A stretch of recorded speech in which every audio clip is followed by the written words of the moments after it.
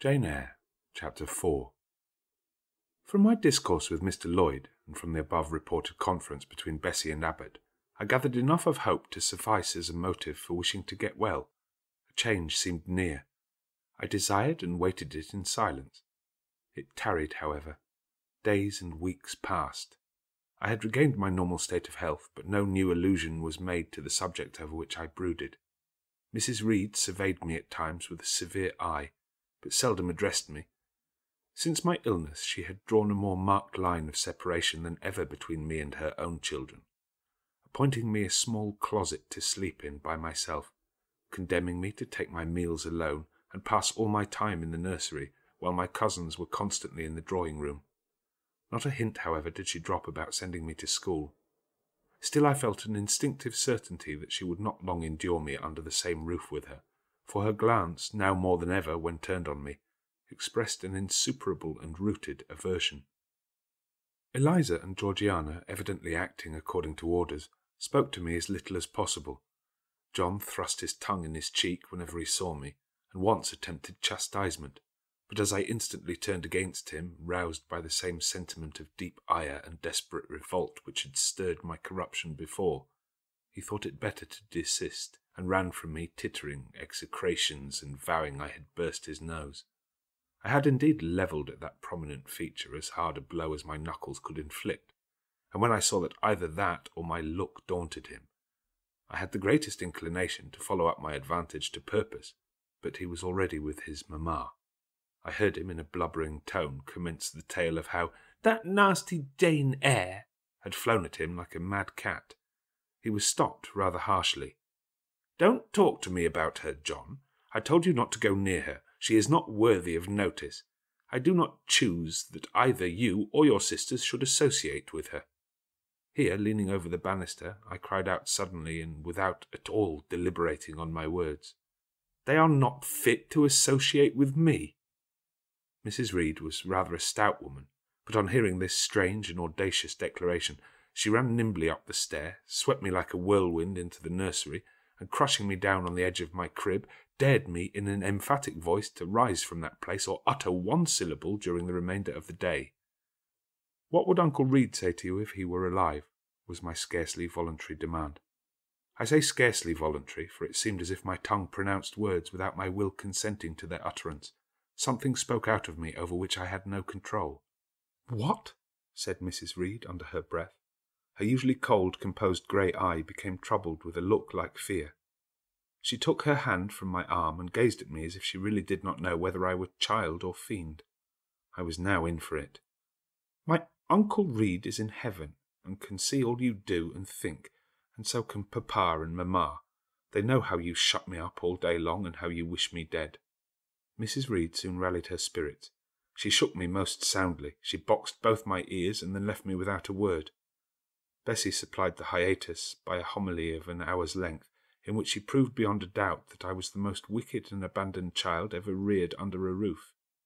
I half believed her, for I felt indeed only bad feelings surging in my breast. November, December, and half of January passed away. Christmas and the New Year had been celebrated at Gateshead with the usual festive cheer. Presents had been interchanged, dinners and evening parties given. From every enjoyment I was, of course, excluded. My share of the gaiety consisted in witnessing the daily apparelling of Eliza and Georgiana, and seeing them descend to the drawing-room dressed out in thin muslin frocks and scarlet sashes, with hair elaborately ringleted, and afterwards in listening to the sound of the piano or the harp played below, to the passing to and fro of the butler and footman, to the jingling of glass and china as refreshments were handled, to the broken hum of conversation as the drawing-room door opened and closed. When tired of this occupation, I would retire from the stairhead to the solitary and silent nursery. There, though somewhat sad, I was not miserable. To speak truth, I had not the least wish to go into company, for in company I was very rarely noticed. And if Bessie had but been kind and companionable, I should have deemed it a treat to spend the evenings quietly with her instead of passing them under the formidable eye of Mrs. Reed in a room full of ladies and gentlemen. But Bessie, as soon as she had dressed her young ladies, used to take herself off to the lively regions of the kitchen and housekeeper's room, generally bearing the candle along with her. I then sat with my doll on my knee till the fire got low, glancing round occasionally to make sure that nothing worse than myself haunted the shadowy room. And when the embers sank to a dull red, I undressed hastily, tugging at knots and strings as I best might, and sought shelter from cold and darkness in my crib. To this crib I always took my doll. Human beings must love something, and in the dearth of worthier objects of affection, I contrived to find a pleasure in loving and cherishing a faded graven image, shabby as a miniature scarecrow. It puzzles me now to remember with what absurd sincerity I doted on this little toy, half fancying it alive and capable of sensation.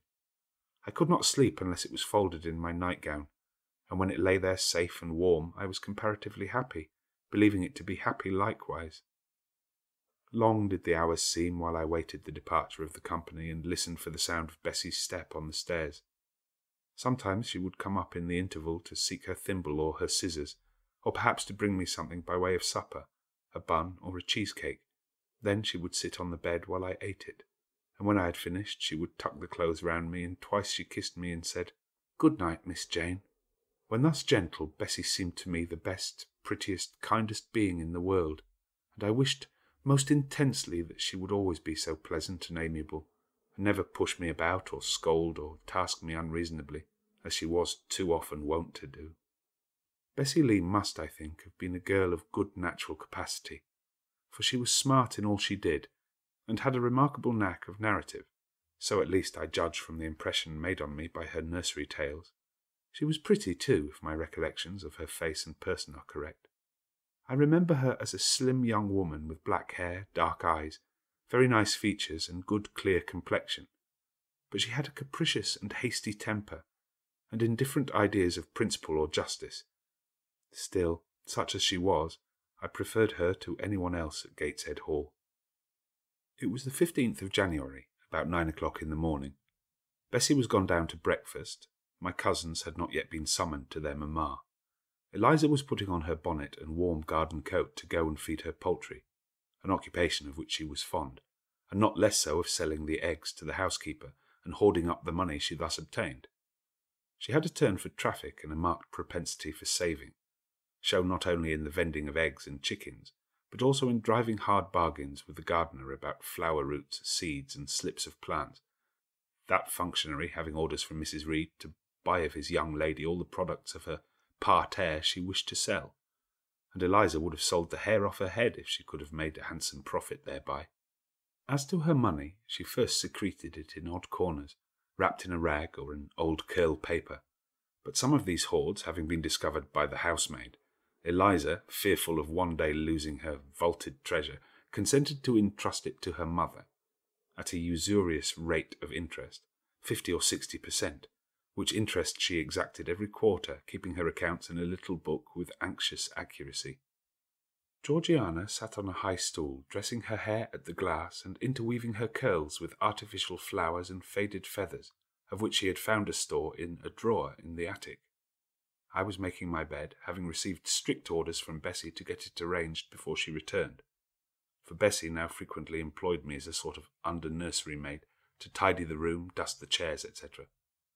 Having spread the quilt and folded my nightdress, I went to the window-seat to put in order some picture books and doll's house furniture scattered there. An abrupt command from Georgiana to let her playthings alone, for the tiny chairs and mirrors, the fairy plates and cups, were her property, stopped my proceedings, and then, for lack of other occupation, I fell to breathing on the frost flowers with which the window was fretted, and thus clearing a space in the glass through which I might look out on the grounds, where all was still and petrified under the influence of a hard frost. From this window were visible the porter's lodge and the carriage road, and just as I had dissolved so much of the silver-white foliage veiling the panes as left the room to look out, I saw the gates thrown open and a carriage roll through. I watched it ascending the drive with indifference. Carriages often came to Gateshead, but none ever brought visitors in whom I was interested. It stopped in front of the house, the doorbell rang loudly. The newcomer was admitted. All this being nothing to me, my vacant attention soon found livelier attraction in the spectacle of a little hungry robin, which came and chirruped on the twigs of the leafless cherry tree nailed against the wall near the casement. The remains of my breakfast, bread and milk, stood on the table, and having crumbled a morsel of roll, I was tugging at the sash to put out the crumbs on the window-sill when Bessie came running upstairs into the nursery. "Miss Jane, take off your pinafore. What are you doing there? Have you washed your hands and face this morning?" I gave another tug before I answered, for I wanted the bird to be secure of its bread. The sash yielded. I scattered the crumbs, some on the stone sill, some on the cherry-tree bough. Then, closing the window, I replied, "No, Bessie, I have only just finished dusting." "Troublesome, careless child! And what are you doing now? You look quite red, as if you had been about some mischief. What were you opening the window for?" I was spared the trouble of answering, for Bessie seemed in too great a hurry to listen to explanations. She hauled me to the washstand, inflicted a merciless but happily brief scrub on my face and hands with soap, water, and a coarse towel, disciplined my head with a bristly brush, denuded me of my pinafore, and then, hurrying me to the top of the stairs, bid me go down directly, as I was wanted in the breakfast-room. I would have asked who wanted me. I would have demanded if Mrs. Reed was there, but Bessie was already gone and had closed the nursery door upon me. I slowly descended. For nearly 3 months I had never been called to Mrs. Reed's presence. Restricted so long to the nursery, the breakfast, dining, and drawing-rooms were become for me awful regions on which it dismayed me to intrude. I now stood in the empty hall. Before me was the breakfast-room door, and I stopped, intimidated and trembling. What a miserable little poltroon had fear, engendered of unjust punishment, made of me in those days. I feared to return to the nursery, and feared to go forward to the parlour. 10 minutes I stood in agitated hesitation. The vehement ringing of the breakfast-room bell decided me. I must enter. Who could want me? I asked inwardly, as with both hands I turned the stiff door-handle, which for a second or two resisted my efforts. What should I see besides Aunt Reed in the apartment? A man or a woman? The handle turned, the door unclosed, and passing through and curtsying low, I looked up at a black pillar. Such at least appeared to me at first sight the straight, narrow, sable-clad shape standing erect on the rug. The grim face at the top was like a carved mask, placed above the shaft by way of capital. Mrs. Reed occupied her usual seat by the fireside. She made a signal to me to approach. I did so, and she introduced me to the stony stranger with the words, "This is the little girl respecting whom I applied to you." He, for it was a man, turned his head slowly towards where I stood, and having examined me with 2 inquisitive-looking grey eyes, which twinkled under a pair of bushy brows, said solemnly, and in a bass voice, "Her size is small. What is her age?" 10 years. "So much?" was the doubtful answer, and he prolonged his scrutiny for some minutes. Presently he addressed me. "Your name, little girl?" "Jane Eyre, sir." In uttering these words I looked up. He seemed to me a tall gentleman, but then I was very little. His features were large, and they and all the lines of his frame were equally harsh and prim. "Well, Jane Eyre, and are you a good child?" Impossible to reply to this in the affirmative. My little world held a contrary opinion. I was silent. Mrs. Reed answered for me by an expressive shake of the head, adding soon, "Perhaps the less said on that subject, the better, Mr. Brocklehurst." "Sorry indeed to hear it. She and I must have some talk." And bending from the perpendicular, he installed his person in the armchair opposite Mrs. Reed's. "Come here," he said. I stepped across the rug. He placed me square and straight before him. What a face he had, now that it was almost on a level with mine. What a great nose, and what a mouth, and what large prominent teeth. "No sight so sad as that of a naughty child," he began, "especially a naughty little girl. Do you know where the wicked go after death?" "They go to hell," was my ready and orthodox answer. "And what is hell? Can you tell me that?" "A pit full of fire." "And should you ever like to fall into that pit and to be burning there for ever?" "No, sir." "What must you do to avoid it?" I deliberated a moment. My answer, when it did come, was objectionable. "I must keep in good health and not die." "How can you keep in good health? Children younger than you die daily. I buried a little child of 5 years old only a day or 2 since, a good little child, whose soul is now in heaven. It is to be feared the same could not be said of you were you to be called hence." Not being in a condition to remove his doubt, I only cast my eyes down on the 2 large feet planted on the rug, and sighed, wishing myself far enough away. "I hope that sigh is from the heart, and that you repent of ever having been the occasion of discomfort to your excellent benefactress." "Benefactress? Benefactress?" said I inwardly. "They all call Mrs. Reed my benefactress. If so, a benefactress is a disagreeable thing." "Do you say your prayers night and morning?" continued my interrogator. "Yes, sir." "Do you read your Bible?" "Sometimes." "With pleasure? Are you fond of it?" "I like Revelations, and the book of Daniel, and Genesis and Samuel, and a little bit of Exodus, and some parts of Kings and Chronicles, and Job and Jonah." "And the Psalms? I hope you like them?" "No, sir." "No? Oh, shocking. I have a little boy younger than you who knows 6 Psalms by heart, and when you ask him which he would rather have, a gingerbread nut to eat or a verse of a psalm to learn, he says, 'Oh, the verse of a psalm. Angels sing psalms,' says he. 'I wish to be a little angel here below.' And then he gets 2 nuts in recompense for his infant piety." "Psalms are not interesting," I remarked. "That proves you have a wicked heart, and you must pray to God to change it, to give you a new and clean one, to take away your heart of stone and give you a heart of flesh." I was about to propound a question touching the manner in which that operation of changing my heart was to be performed, when Mrs. Reed interposed, telling me to sit down. Then she proceeded to carry on the conversation herself.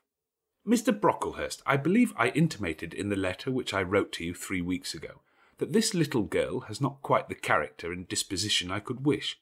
Should you admit her into Lowood School, I should be glad if the superintendent and teachers were requested to keep a strict eye on her, and above all, to guard against her worst fault, a tendency to deceit. I mention this in your hearing, Jane, that you may not attempt to impose on Mr. Brocklehurst." Well might I dread, well might I dislike Mrs. Reed, for it was her nature to wound me cruelly. Never was I happy in her presence. However carefully I obeyed, however strenuously I strove to please her, my efforts were still repulsed and repaid by such sentences as the above. Now uttered before a stranger, the accusation cut me to the heart. I dimly perceived that she was already obliterating hope from the new phase of existence which she destined me to enter. I felt, though I could not have expressed the feeling, that she was sowing aversion and unkindness along my future path. I saw myself transformed under Mr. Brocklehurst's eye into an artful, noxious child, and what could I do to remedy the injury? Nothing indeed, thought I, as I struggled to repress a sob, and hastily wiped away some tears, the impotent evidences of my anguish. "Deceit is indeed a sad fault in a child," said Mr. Brocklehurst. "It is akin to falsehood, and all liars will have their portion in the lake burning with fire and brimstone. She shall, however, be watched, Mrs. Reed. I will speak to Miss Temple and the teachers."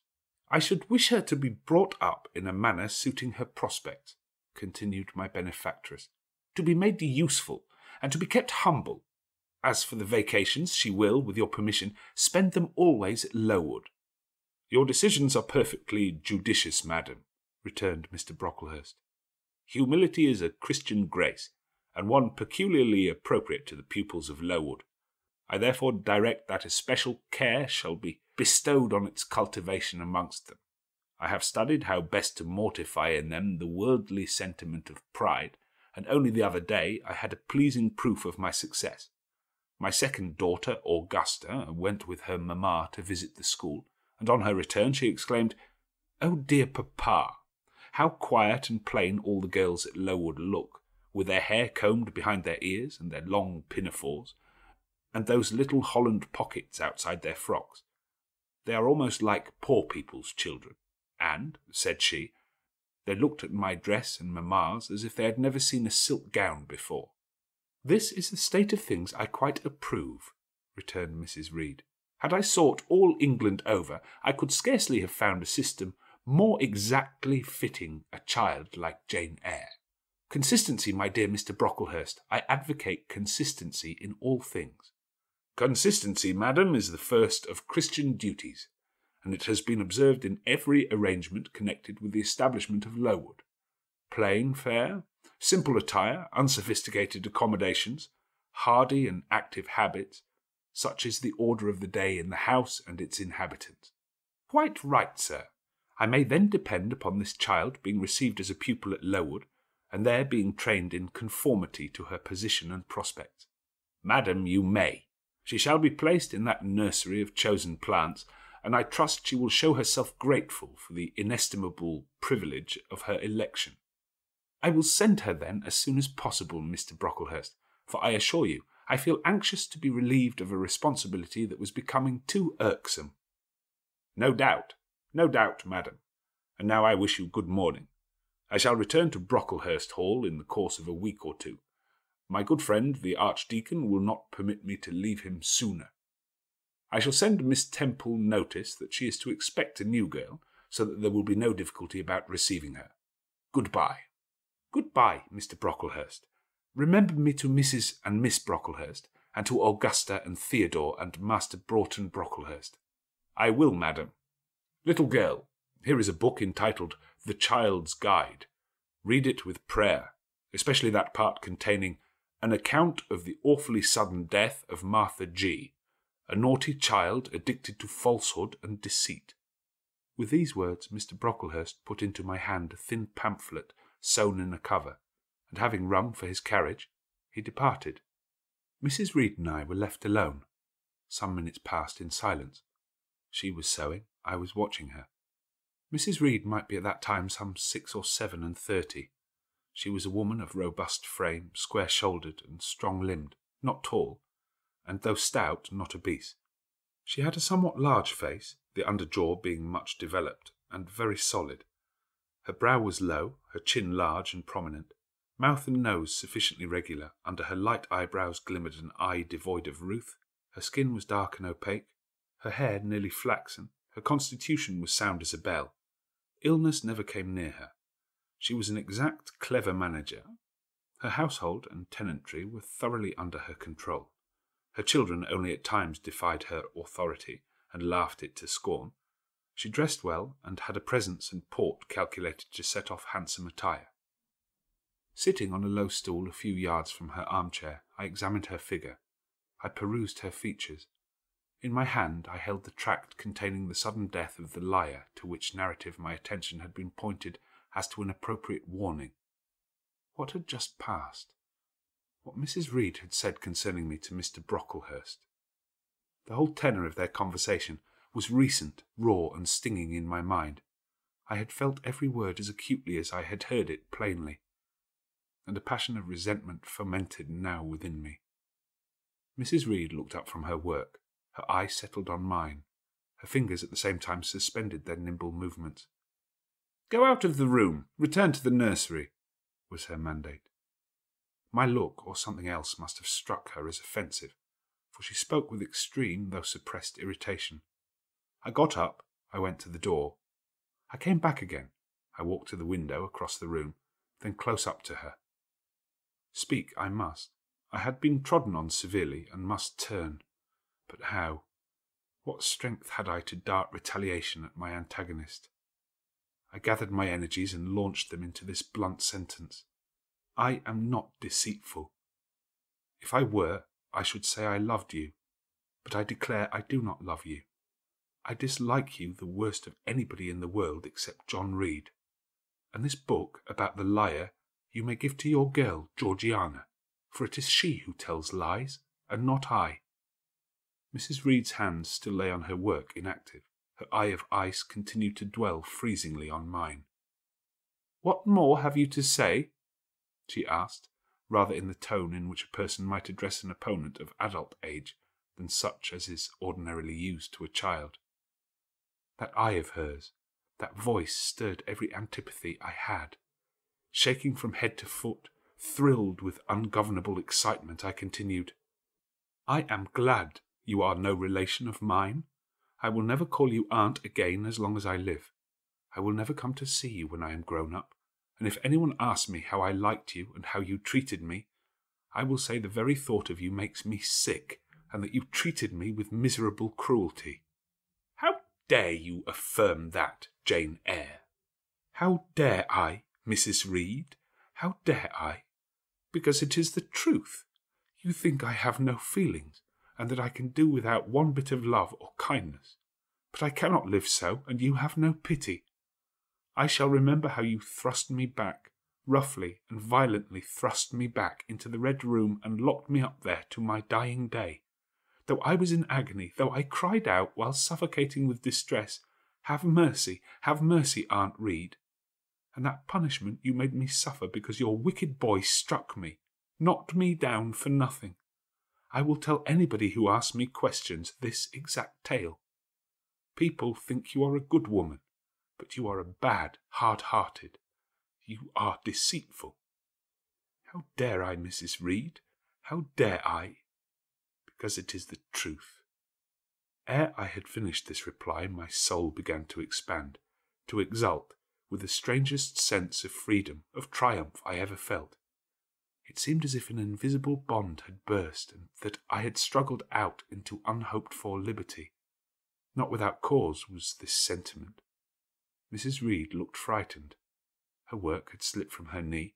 She was lifting up her hands, rocking herself to and fro, and even twisting her face as if she would cry. "Jane, you are under a mistake. What's the matter with you? Why do you tremble so violently? Would you like to drink some water?" "No, Mrs. Reed." "Is there anything else you wish for, Jane? I assure you I desire to be your friend." "Not you. You told Mr. Brocklehurst I had a bad character, a deceitful disposition, and I'll let everybody at Lowood know what you are and what you have done." "Jane, you don't understand these things. Children must be corrected for their faults." "Deceit is not my fault," I cried out in a savage, high voice. "But you are passionate, Jane, that you must allow. And now return to the nursery, there's a dear, and lie down a little." "I am not your dear. I cannot lie down. Send me to school soon, Mrs. Reed, for I hate to live here." "I will indeed send her to school soon," murmured Mrs. Reed sotto voce. Gathering up her work, she abruptly quitted the apartment. I was left there alone, winner of the field. It was the hardest battle I had fought, and the first victory I had gained. I stood a while on the rug where Mr. Brocklehurst had stood, and I enjoyed my conqueror's solitude. First I smiled to myself and felt elate, but this fierce pleasure subsided in me as fast as did the accelerated throb of my pulses. A child cannot quarrel with its elders as I had done, cannot give its furious feelings uncontrolled play as I had given mine, without experiencing afterwards the pang of remorse and the chill of reaction. A ridge of lighted heath, alive, glancing, devouring, would have been a meet emblem of my mind when I accused and menaced Mrs. Reed. The same ridge, black and blasted after the flames are dead, would have represented as meetly my subsequent condition, when half an hour's silence and reflection had shown me the madness of my conduct and the dreariness of my hated and hating position. Something of vengeance I had tasted for the first time. As aromatic wine it seemed, on swallowing, warm and racy. Its after-flavour, metallic and corroding, gave me a sensation as if I had been poisoned. Willingly would I now have gone and asked Mrs. Reed's pardon, but I knew, partly from experience and partly from instinct, that was the way to make her repulse me with double scorn, thereby re-exciting every turbulent impulse of my nature.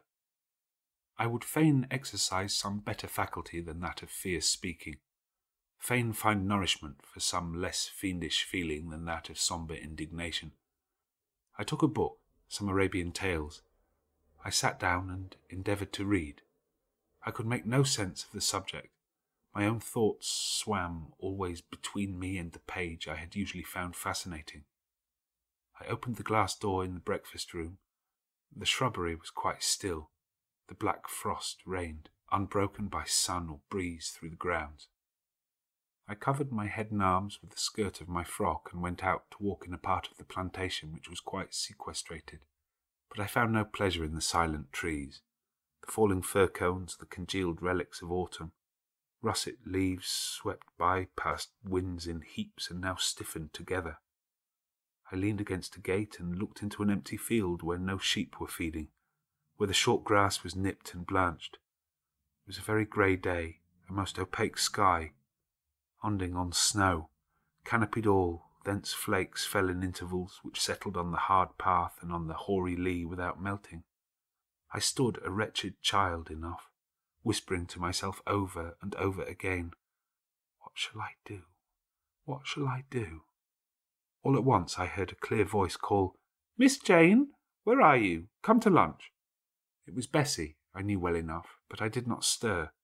Her light step came tripping down the path. "You naughty little thing," she said. "Why don't you come when you're cold?" Bessie's presence, compared with the thoughts over which I had been brooding, seemed cheerful, even though as usual she was somewhat cross.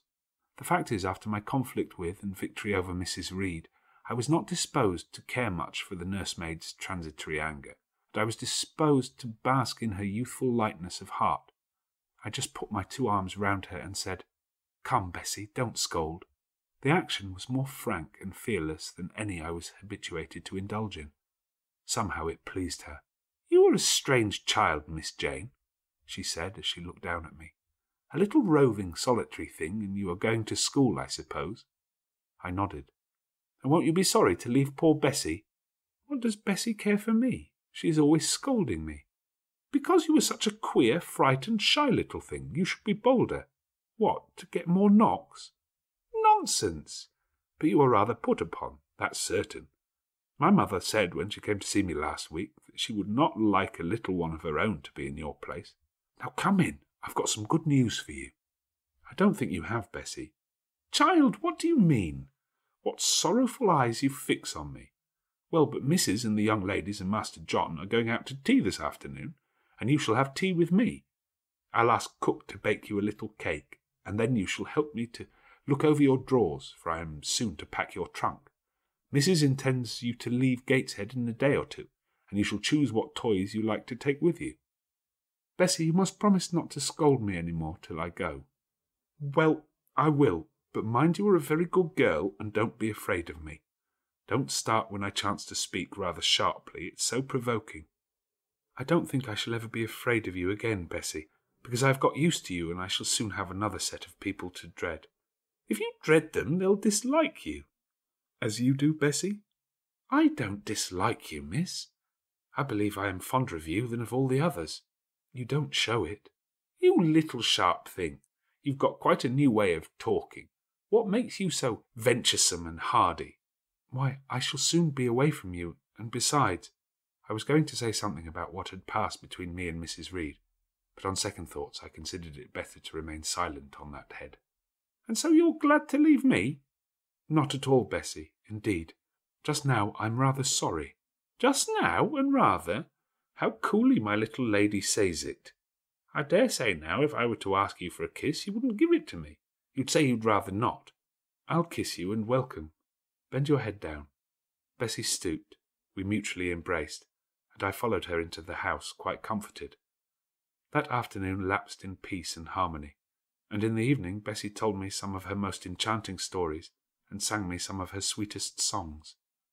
Even for me life had its gleams of sunshine.